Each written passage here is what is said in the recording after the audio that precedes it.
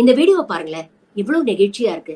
தீவிரவாதிகள்ட்ட இருந்து எங்களை காப்பாத்துனது மட்டும் இல்லாம எங்களோட உடைமைகள்லாம் நாங்க அங்கேயே விட்டுட்டு வந்துட்டோம். இருந்தாலும் தன்னுடைய உயிரை பணைய வச்சு மீண்டும் அங்க போய் எங்களுடைய உடைமைகள்லாம் கொண்டு வந்து எங்க கிட்ட ஒப்படைச்சிட்டாரு அப்படின்னு அந்த இஸ்லாமிய சகோதரர்களுக்கு இந்த ஹிந்து டூரிஸ்ட் நன்றி சொல்றாங்க. இந்த சகோதரத்துவம் தாங்க சங்கிகள் கண்ண பொறுத்தது. இந்த மாதிரி நல்ல வீடியோஸை தான் நாம அதிகம் பகிரணும். முடிஞ்ச அளவுக்கு பகிருங்க. और क्या घूम गया था? मैं ये बैग घूम गया था। कैश भी था?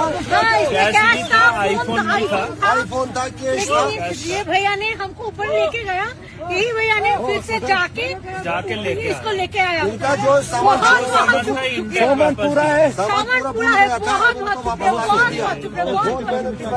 कश्मीर के बारे में क्या कहना चाहते हो? बहुत ऐसा कोई जगह में हो नहीं सकता, कश्मीर है तो हुआ। Thank you so much.